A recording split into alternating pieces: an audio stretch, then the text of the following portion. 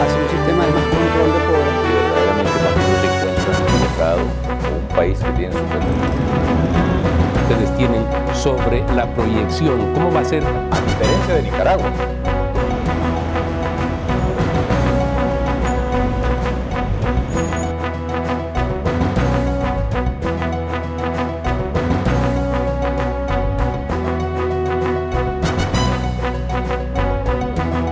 Un gusto volver a estar con ustedes en el espacio Fernando Aguayo América. Cordiales saludos a todos quienes nos ven a través de la señal de Gama Visión en el Ecuador y de Mega TV en la Florida. Hoy tenemos como invitado al economista Alberto Dajic. Él fue vicepresidente de la República del Ecuador. Actualmente está en la academia y además orienta al país a través de sus artículos. Uno, quizá de los últimos, tiene el título de Revanchismo. Hace, por supuesto, referencia a los acontecimientos en Bolivia, el apresamiento de la señora Yanine Áñez, presidenta interina de Bolivia. Actualmente está en la cárcel. Ella, 2 ministros de Estado, pero hay otros personajes como Carlos Mesa, que también fue vicepresidente y presidente de Bolivia y candidato a la presidencia junto a Evo Morales. Él dice, pronto vendrán por mí. Así actúan los socialistas del siglo XXI. Pero ¿cuánto puede replicar acciones de esa magnitud en el Ecuador si gana el señor Andrés Arauz, que es el candidato del señor Rafael Correa, que claramente él ha hablado de revancha? Esa es la pregunta para el economista Alberto Dajic. Gracias, primero, Fernando, por esta oportunidad de estar en un programa de este calibre y con un periodista que, como le he dicho a usted en varias ocasiones, nunca cayó en la trampa, siempre vio la realidad a través de lo que era o la realidad de este movimiento del socialismo siglo XXI. Yo no tengo duda de que esto puede pasar en el Ecuador. ¿Por qué? Porque quienes han sido los representantes locales de la franquicia internacional llamada socialismo siglo XXI, tienen antecedentes de haber combatido en guerrillas, tienen antecedentes de lucha de clases, tienen antecedentes de una ideología de odio, y ya vivimos en el Ecuador una época en la cual hubo persecución, se redactaban sentencias en la presidencia de la República contra medios de comunicación, se perseguía a periodistas, se perseguía todo aquello que fuera discrepancia, que fuera criterio diferente. Y peor ahora, en que se vendrá no solamente con la ideología del odio, sino con el sentimiento de la revancha, de creer que todo lo que ha pasado es persecución política y no ver con objetividad si hubo o no hubo algún problema. Entonces sí, yo tengo mucho miedo, y el miedo mayor es que el Ecuador y ningún país de Latinoamérica está para eso en estos momentos.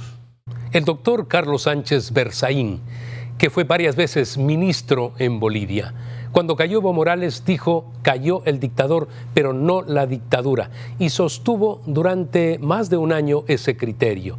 Efectivamente, concluyó el periodo de la presidencia temporal de la señora Yanine Áñez y vemos que efectivamente funciona la dictadura, porque ahora la ex vicepresidenta está en la cárcel. ¿Usted cree que en el Ecuador, de acuerdo a lo expresado, igualmente hay operadores de justicia o funcionarios que van a ser leales al señor Rafael Correa y van a actuar de manera similar a lo acontecido en Bolivia? Recordemos que el socialismo siglo XXI tiene una estrategia que viene diseñada desde Cuba y Venezuela, una estrategia que copa todos los espacios de poder, una estrategia que busca controlarlo todo. Sí, tenemos en el Ecuador la gran suerte de que se ha desmantelado una parte de ese aparato, pero queda mucha gente dentro de la administración de justicia y dentro de instancias del aparato público con lealtades y obediencias. Y confío que el Ecuador busque opciones que no sean la del odio y la revancha, porque a través de la historia, como dice ese artículo que usted cita, no he visto yo que el odio y la revancha no sean más que pasiones estériles, no dan fruto. Y cualquier tirano que odia termina liquidando a sus sociedades. No hay otra alternativa. En este bloque que estamos abordando estos temas que hacen relación a lo que puede pasar en el Ecuador, pero que están sucediendo en otros países, también hay que recordar que un juez de la Corte Suprema de Justicia del Brasil, el juez Fachin, ha dado la posibilidad de que le levanten las prohibiciones de, por ejemplo, participar en una elección al expresidente Lula da Silva, y él probablemente puede ir a las elecciones del 2022 en Brasil. Con la misma esencia, el revanchismo en ese país, porque él cree que a la señora Dilma Rousseff igualmente le habían dado un golpe de Estado. Entonces vemos que la franquicia funciona en América Latina. Analicemos para esa pregunta el caso de Bolivia. Golpe de Estado, pero si ante las cámaras de televisión del mundo Evo Morales renunció.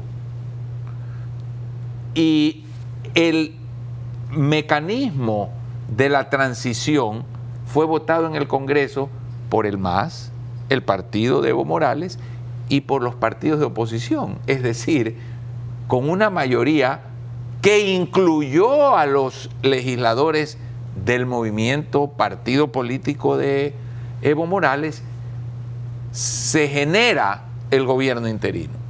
Y ahora se viene a decir que eso fue un golpe de Estado, cuando el mundo entero lo oyó decir renuncio. Entonces, igual vamos al caso del Brasil. Cuando hay patriotismo y se ama al país por encima de los intereses personales, hay que saber perdonar. Y le está hablando a alguien que sufrió 20 años de exilio. Y dígame si usted alguna vez me ha visto odio, resentimiento o un lenguaje que sea de revancha o de desquite. Converso hoy con los miembros de partidos políticos que fueron quienes me persiguieron, porque uno no puede llevar mochilas que afectan el juicio, que afectan la racionalidad de cómo ver los problemas del país.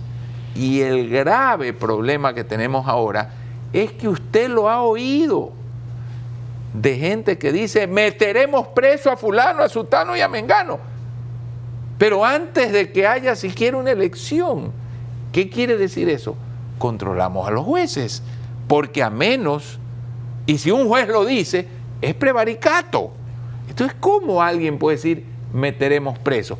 Muy similar a cuando alguien dijo: lo perseguiré como perro rabioso. Y ese gran amigo y hermano que fue para mí Gustavo Noboa, cuya memoria tanto recuerdo, tuvo que salir del país porque alguien dijo: lo voy a perseguir, y lo persiguieron. Ese control sobre la justicia es inadmisible y ya está dándose, porque ¿ha oído o no ha oído usted una lista de banqueros, de canales de televisión, de medios de comunicación que ya están en la lista? Esto no es desarrollo del Ecuador, Fernando. Está muy lejos de ser desarrollo del Ecuador. Vamos a hacer una pausa comercial. En minutos retornamos para proseguir este importante diálogo abordando los tópicos más trascendentes del momento con el ex vicepresidente Alberto Dajic.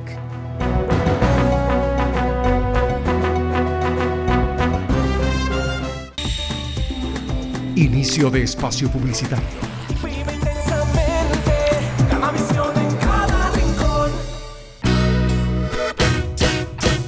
Guayaquil es la puerta de entrada a Ecuador y a las Islas Galápagos. Una ciudad que brilla, llena de arte, música y entretenimiento. Aquí la aventura se expresa en todas sus formas, desde paseos por el río y sus malecones hasta conciertos al aire libre y vista panorámica de la ciudad desde La Perla. Y en la noche la diversión no se detiene, con diversas actividades para todos. Porque en Guayaquil una experiencia vale más que 1000 imágenes. En Banco del Pacífico sabemos que el que ahorra lo consigue. Como Miguel, que ahorró para comprarse una moto y que su hijo nunca falte a los entrenamientos para ser el próximo campeón. Por eso, incrementa $100 mensuales en tu cuenta y podrás ganar una de las 150 tarjetas de regalo. Si acumulas $300 hasta enero de 2021, podrás ser uno de los 40 ganadores de $2,000 cada uno. Banco del Pacífico, innovando desde 1972.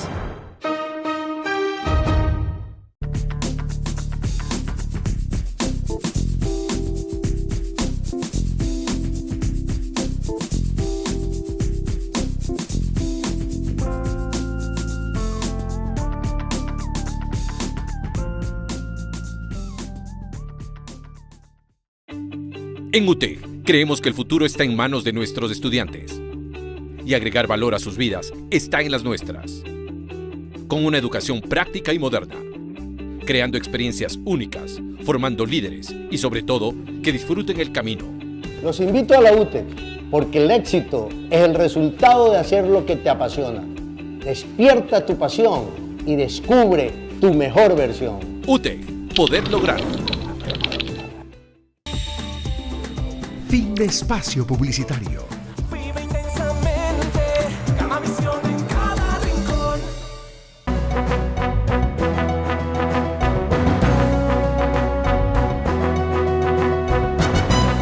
Estamos en la campaña electoral de la segunda vuelta. El 11 de abril son las elecciones en el Ecuador. El candidato del socialismo del siglo XXI, Andrés Arauz, ha dicho que aquello del odio ya pasó de moda. Sin embargo, quien maneja a ese grupo revolucionario del socialismo del siglo XXI, el economista Rafael Correa, dice todo lo contrario. De allí que hay que tomar en consideración esto.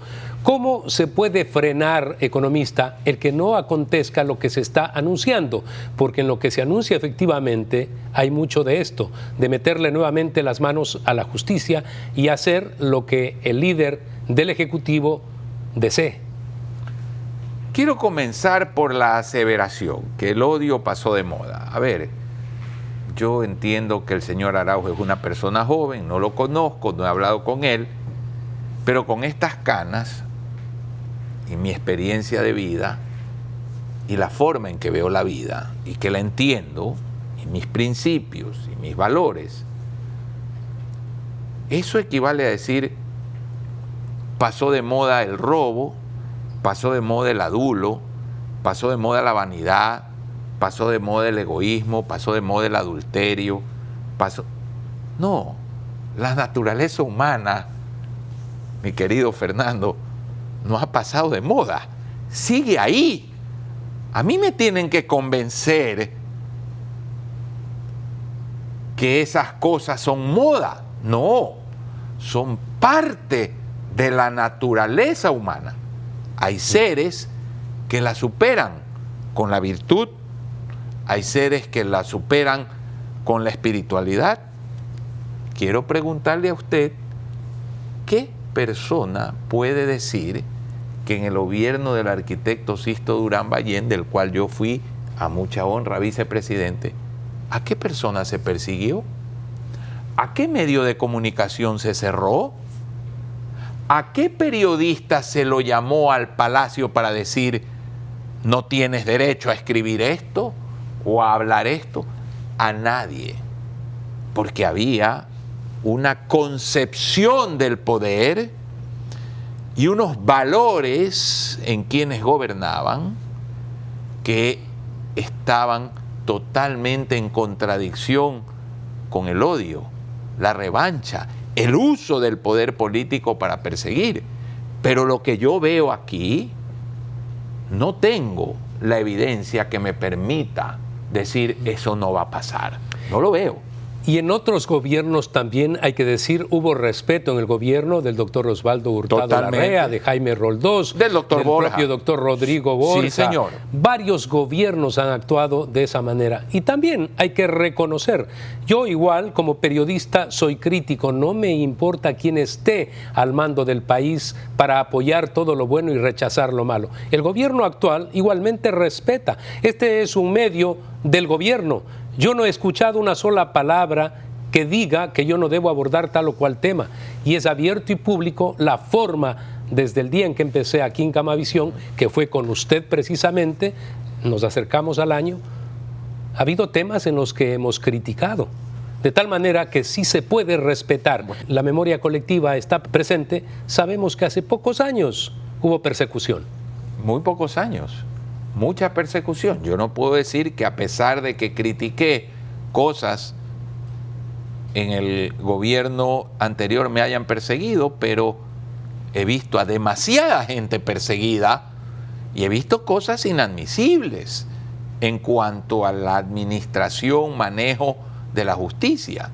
Entonces, el hecho de que hoy usted vea que sí hay respeto, creo que es el legado más importante del presidente Lenín Moreno.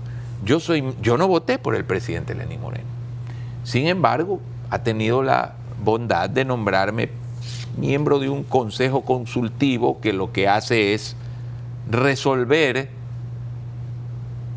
consultas. ¿Qué piensa usted de esto? No somos proponentes de las políticas del gobierno. Y he criticado muchas veces lo que se ha hecho, y lo he hecho en canales de televisión. Por ejemplo, fue muy tarde el ajuste, no fue suficientemente profundo, sí, lo he hecho, y no hay repercusión, y aún a pesar de haber criticado, me han invitado a ser parte de un consejo consultivo. Yo creo que estamos muy lejos de que una actitud como esa esté en las personas excluyentes, tajantes, no dialogadoras que propone el socialismo siglo XXI. Los acontecimientos y las actitudes de las personas, especialmente en el ámbito de la política, dan muestras de que no hay cohesión nacional, que no hay perspectivas de futuro para el país. Y estas, de manera prioritaria, tienen que aparecer precisamente en esta elección. De lo contrario, vamos a estar condenados a vivir en el subdesarrollo, como lo hemos experimentado a través del tiempo, economista Dajic. Hay que trabajar en la cohesión nacional. A ver, Fernando, yo no sé cuánto tiempo me quede, pero esta es la pregunta más importante que me ha hecho usted. El Ecuador de hoy tiene tal cantidad de problemas acumulados que no se están tratando en esta campaña porque son políticamente difíciles. La gravísima situación de las pensiones, de la seguridad social, del ISFA y del ISPOL. La gravísima situación de la parte médica de la seguridad social. El tema de una educación que por la pandemia ha producido en las clases más pobres del país un impacto terrible que el Banco Mundial ya lo ha estudiado y que va a producir una deserción estudiantil al futuro entre los más pobres mucho más alta que la deserción que había en el pasado. Es decir, las clases populares se han visto afectadas en la educación. Tenemos un problema que hay que apoyar la gran minería y no está claro. Tenemos el problema de una legislación laboral absolutamente inadecuada, anticuada, de una estructura de tasas de interés que tiene que ser reformada, de unos subsidios que se tienen que seguir eliminando, de una reducción del tamaño del Estado. Bueno, esto no se está discutiendo y puede existir la más mínima posibilidad de hacer esto sin un consenso nacional. Eso no existe, aunque el Papa Francisco sea el presidente. No existe.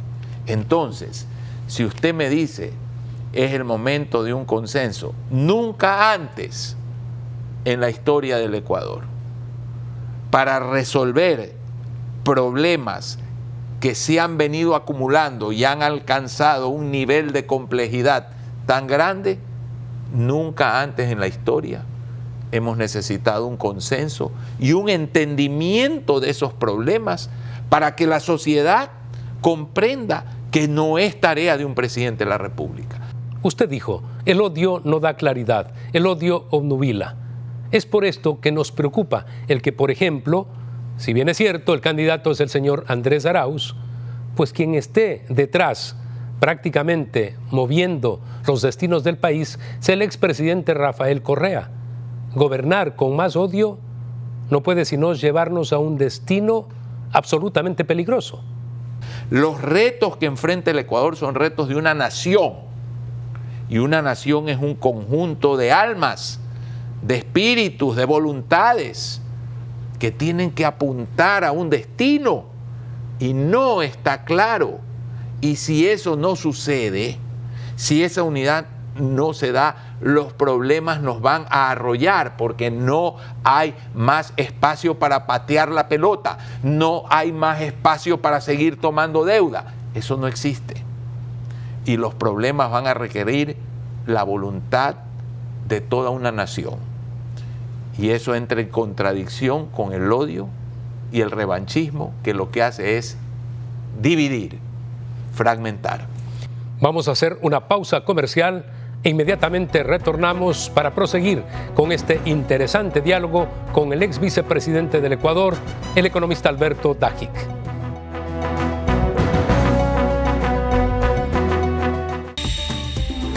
Inicio de espacio publicitario. Vive intensamente, Gamavisión en cada rincón. Guayaquil es la puerta de entrada a Ecuador y a las Islas Galápagos. Una ciudad que brilla, llena de arte, música y entretenimiento. Aquí la aventura se expresa en todas sus formas, desde paseos por el río y sus malecones hasta conciertos al aire libre y vista panorámica de la ciudad desde La Perla. Y en la noche la diversión no se detiene, con diversas actividades para todos. Porque en Guayaquil una experiencia vale más que 1000 imágenes. En Banco del Pacífico sabemos que el que ahorra lo consigue. Como Miguel, que ahorró para comprarse una moto y que su hijo nunca falte a los entrenamientos para ser el próximo campeón. Por eso, incrementa $100 mensuales en tu cuenta y podrás ganar una de las 150 tarjetas de regalo. Si acumulas $300 hasta enero de 2021, podrás ser uno de los 40 ganadores de $2000 cada uno. Banco del Pacífico, innovando desde 1972.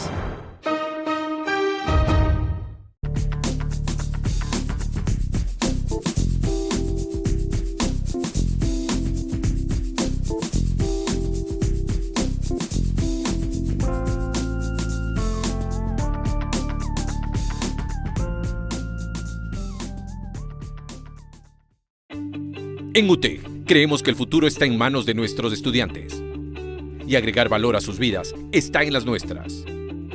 Con una educación práctica y moderna, creando experiencias únicas, formando líderes y sobre todo que disfruten el camino. Los invito a la UTEC porque el éxito es el resultado de hacer lo que te apasiona. Despierta tu pasión y descubre tu mejor versión. UTEC, poder lograrlo. Fin de espacio publicitario. Vive intensamente, Gamavisión en cada rincón.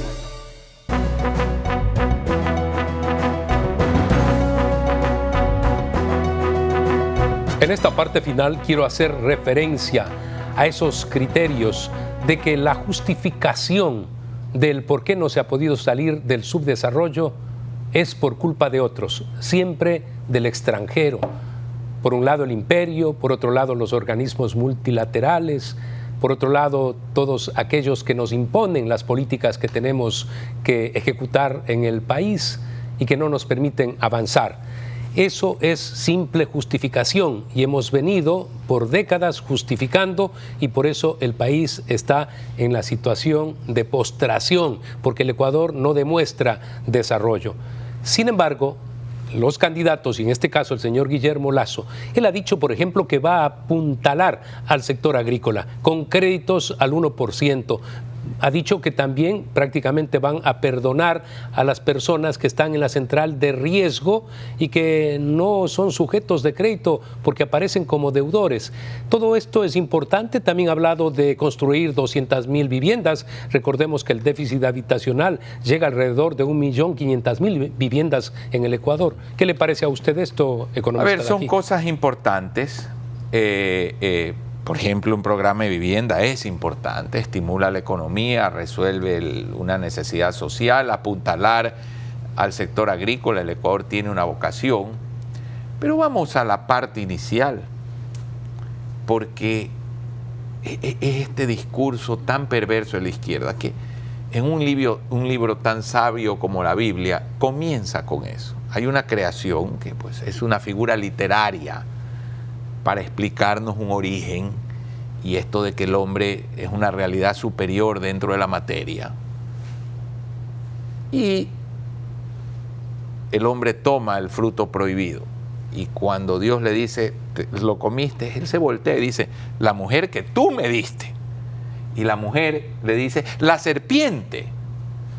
Desde ahí sabemos que hay esta dificultad de decir me equivoqué. Soy yo el que tengo que hacer las cosas bien. Y si en el Ecuador y en Latinoamérica no entendemos esto, y seguimos tratando de buscar explicaciones donde no las hay, vamos a seguir siendo el continente de mayor potencialidad y menor crecimiento. Hoy somos una verdadera vergüenza en el contexto del crecimiento mundial. Ese discurso lo usó la China, no. La China, que es un comunismo absoluto político, usted ha oído hablar a ellos del capitalismo internacional, de las transnacionales, de la injusticia. No, se han puesto a trabajar en una economía libre. Eso no lo ha usado Australia, Nueva Zelanda, los países que han salido de la pobreza. Y aquí seguimos con un discurso aberrante. Entonces, yo creo que por lo menos el discurso de Guillermo Lasso no es un discurso de odio, no es un discurso de revancha, es un discurso que permite buscar unidad. Y sin unidad, como lo expliqué en la contestación a la pregunta anterior, no iremos a ningún lado y repito, aunque el Papa Francisco venga a ser presidente. Y si dentro de esas justificaciones aparece esta, nosotros no podemos salir adelante porque no tenemos moneda propia. Dadme moneda propia, decía Rafael Correa, y verán lo que hago del Ecuador. Claro, sabemos lo que iba a ser del Ecuador. Pero ese discurso puede volver si gana el socialismo del siglo XXI. Sí, pero yo creo que la dolarización se sostiene a sí misma, que el Ecuador la quiere. Cuando en una dolarización se hacen mal las cosas, pasa lo que pasó en Grecia, que no está dolarizado, pero igual no tiene moneda propia. Años de recesión y una caída del PIB que casi llegó al 30%. Eso es lo que queremos.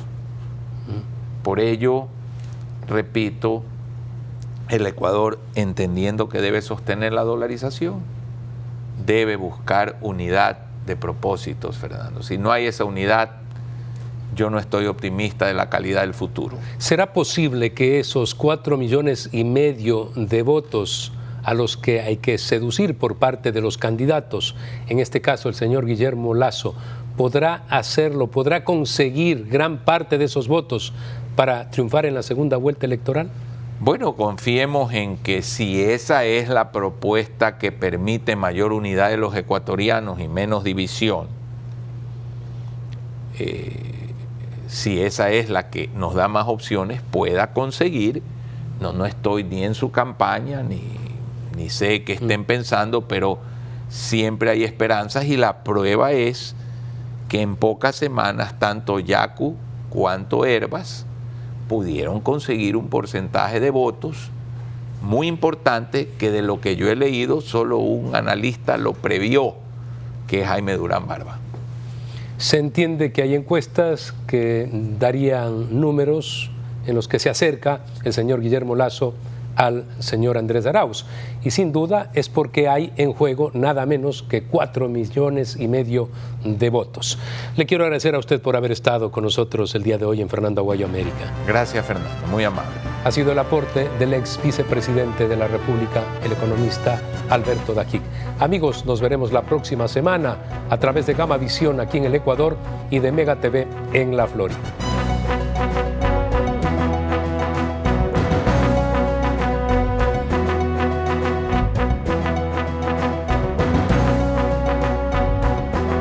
Hacia un sistema de más control de poder. Que verdaderamente cuando uno se encuentra equivocado, un país que tiene su